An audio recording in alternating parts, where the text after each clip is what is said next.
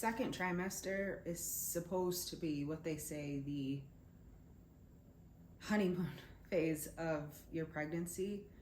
And I don't know, I just feel like ever since I had my anatomy scan, I've just been worried about things. And the first trimester for me was like such a breeze, literally such a breeze. I wasn't really sick. I had like a few days where I, was fatigued, but it wasn't like that was consistent for me. And coming into the second, I was thinking, it would be smooth sailing just like the first. And like in all honesty, like I guess it has, because baby boy is fine, he's good, but I don't have control over my body, and I think that's a part that I'm struggling with the most. So my anatomy scan was it was last Monday. So I had it right at the tail end of the 19-week mark, and I went in with full anticipation that we would be looking at fibroids. During the first, heading into the second trimester, I felt a hard lump in my lower abdomen that was painless, but it was there. And what they had mentioned to me, of course, with so many other things, which sucks, that for Black women it's very common, So fibroids are essentially like just a mass. Uterine fibroids are a mass on your uterus, and it's benign, but that's a whole, okay.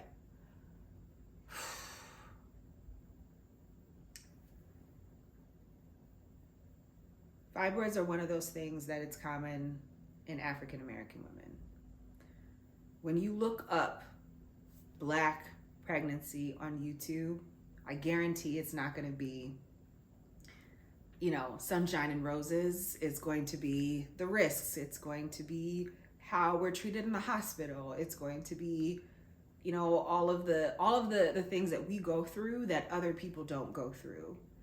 And I wanted to create a space that was full of positivity about being pregnant as an African American woman, but I also want to create a space of vulnerability and honesty about what my journey has been like so far. Going into that anatomy scan, having already anticipated that I had fibroids to begin with, my biggest concern was, one, that my son was doing okay. He was growing at an appropriate rate. He was healthy. He was moving around, and the fibroids were not getting in the way of that. That was my main concern. And all of those things were true, but leading into the anatomy scan, there were other things that they found while they were in there, right? So the first being what they call marginal umbilical cord insertion or something like that. So essentially the umbilical cord is not inserted in the center of the placenta. So what they're concerned about is the baby getting all the nutrients that it needs in order to grow at, an appropriate rate. So, right now at the time of the appointment, which was almost 2 weeks ago now, he was 13 ounces, which to them, they say that that's, on track, where he's at the 84th percentile.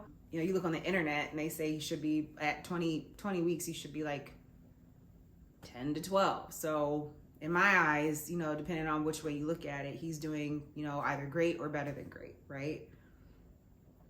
So that was one. But because of that, I need to go in every 4 weeks for an ultrasound to monitor his growth every 4 weeks up until the day that I deliver. So that was the first thing. So you already know where my mind is going there. And so the second thing was that I have placenta previa. So for placenta previa, what happens is they pretty much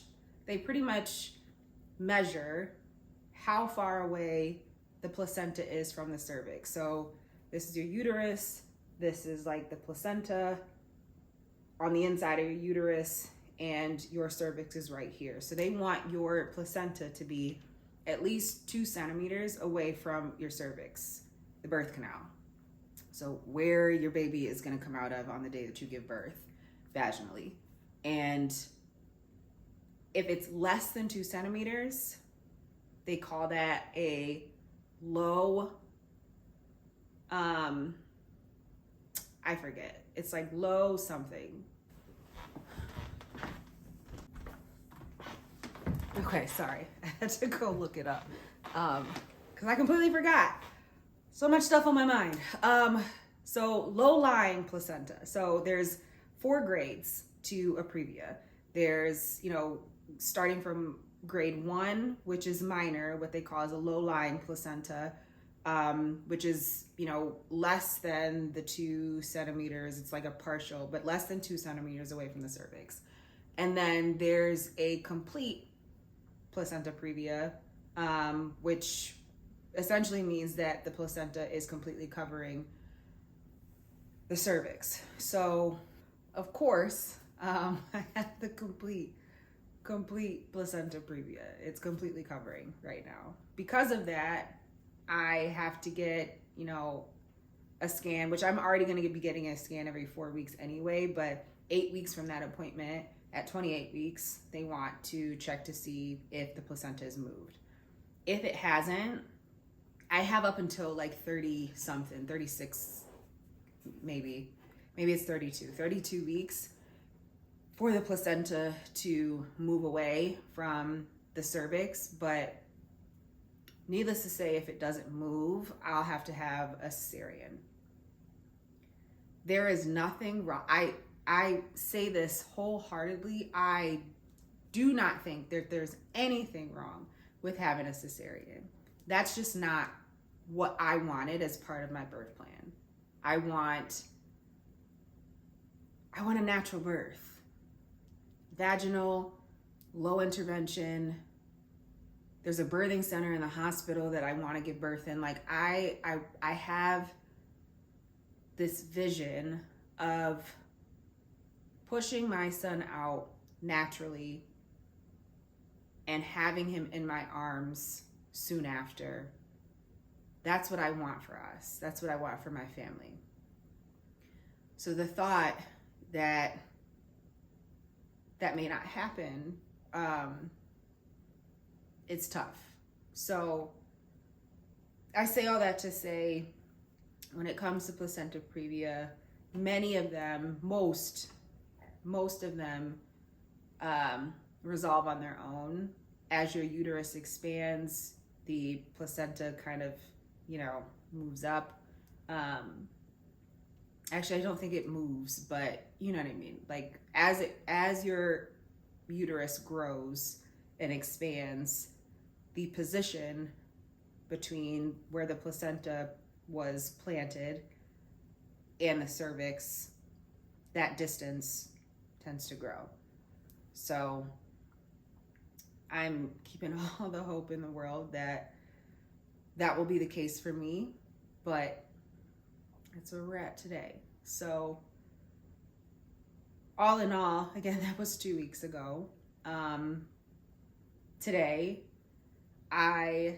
starting yesterday, I started feeling some pain, abdominal pain in the area of where that hard lump was. And I of course, am thinking, okay, this hard lump is the fibroid.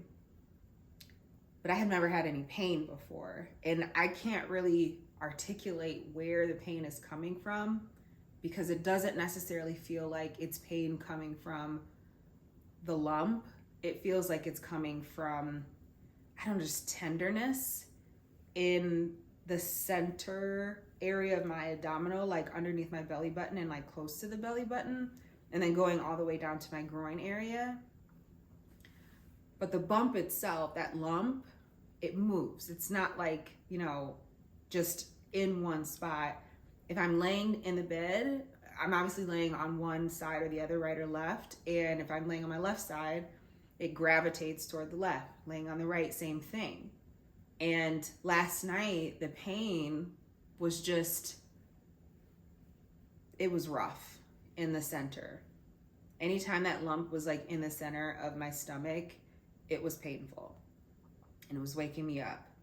And I got to a point to where I'm like trying to like massage it or rub it out. And I could physically feel that I could move, if I pushed at it or pulled at it, I could move that lump in different areas of my abdomen.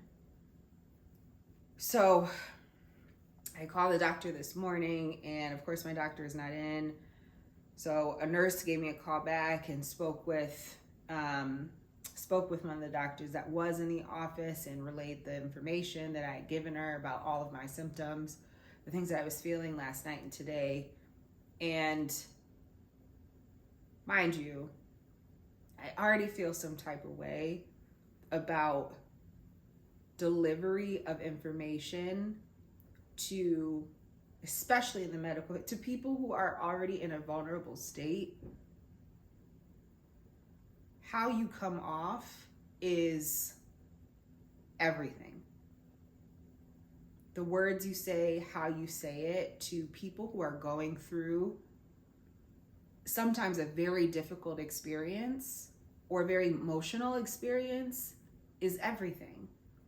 So I already didn't have a good impression of how I was handled this morning by the nurse who I spoke with, but that's beside the point.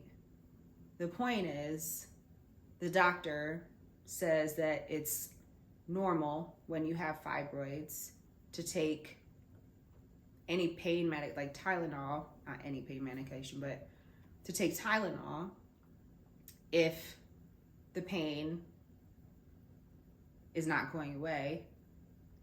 But also, if taking the Tylenol does not help the pain subside, and I quote, she says, then she suggests that you go into labor and delivery. Excuse me, what?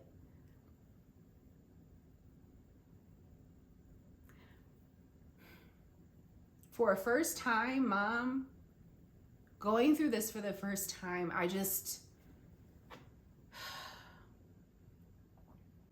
I'm 21 weeks and 2 days.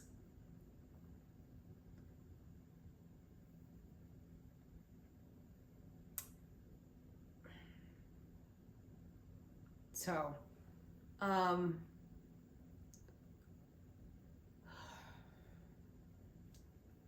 yeah, I definitely think that there's a better way to handle some of these conversations, because I'm hearing that going into labor and delivery, not saying this is what she's saying, this is just my interpretation. When I'm hearing this message is, if the pain doesn't go away, you might need to have this baby.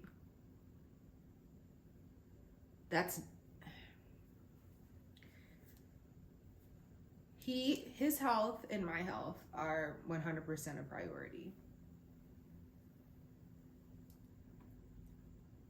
I will go through this pain as long as I'm okay and it's just painful, it's just uncomfortable. I'll go through it to make sure that he stays in there as long as he wants to.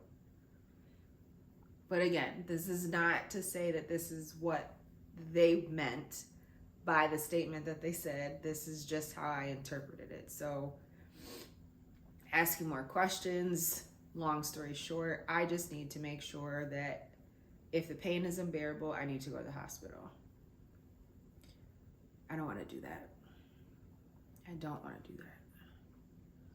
So I'm going to take some Tylenol and hope that the pain goes away, drink lots of fluids, and I did read that, you know, if this is in fact still fibroids and not the plethora of things that I read on the internet, that vitamin D and vitamin A help reduce or shrink the size of fibroids naturally. So I'm just gonna give it a go. I'm gonna give it a go and see if it helps.